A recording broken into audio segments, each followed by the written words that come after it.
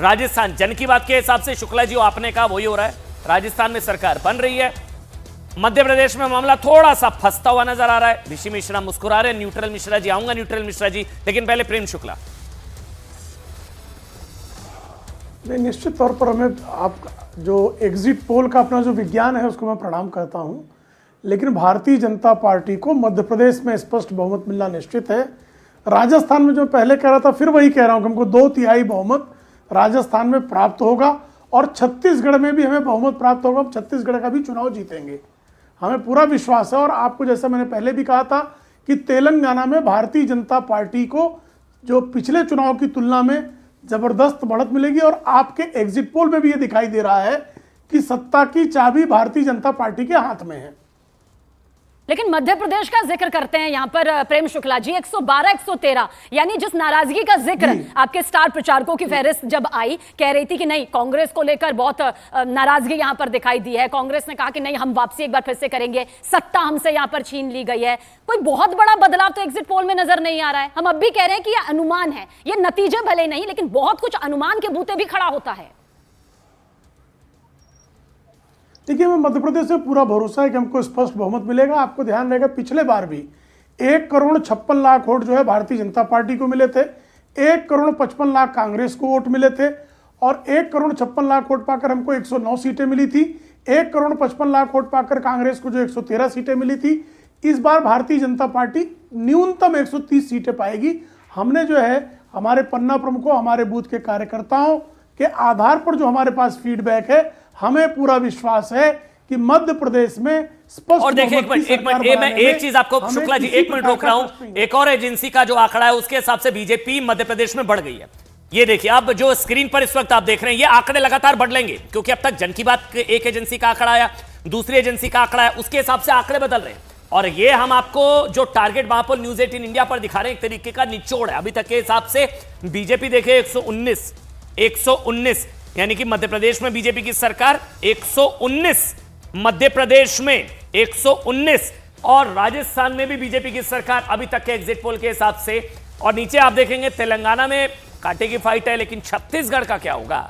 छत्तीसगढ़ में तो बताया जा रहा है कांग्रेस बाजी मार रही है, लेकिन अगर यह भी हो जाता है तो भी बड़ी बात होगी भारतीय जनता पार्टी के लिहाज से। मध्य प्रदेश खासकर 15 साल से शिवराज सिंह चौहान वहां पर।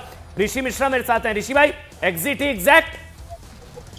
देखिए, मैं कुछ हद तक सहमत हूँ। मध्य प्रदेश में कांग्रेस चुनाव जीत रही है और बीजेपी की इतनी स्थिति कमजोर है वहाँ मध्य प्रदेश में कि जिस नरेंद्र सिंह तोमर और कैलाश विजयवर्गीय के भरोसे आसपास के क्षेत्रों में प्रभाव डालना चाह रही थी बीजेपी, उन 2 उम्मीदवारों के लिए नरेंद्र मोदी जी को सड़क पर उतरना पड़ा।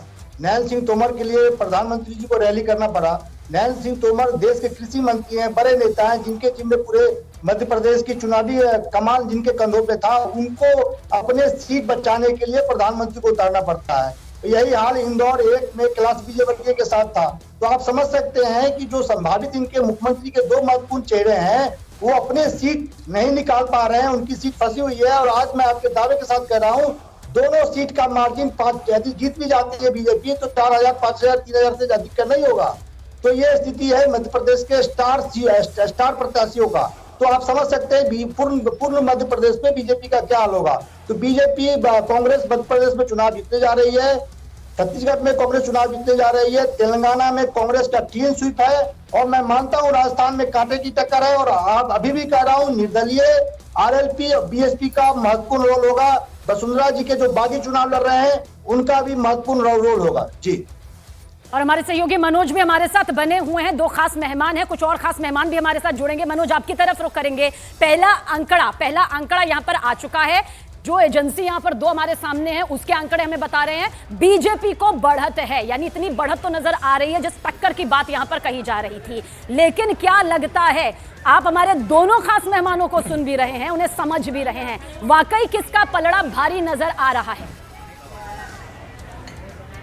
देखिए, ये तो 3 तारीख को तय होगा, लेकिन एक बात बिल्कुल सच है कि कांटे की टक्कर तो मध्य प्रदेश में है, क्योंकि दोनों के पास अपने प्लस पॉइंट थे, दोनों के पास अपने नेगेटिव पॉइंट थे। बीजेपी के ऊपर अगर सबसे बड़ा दबाव था तो वो था एंटी इनकम्बेंसी का।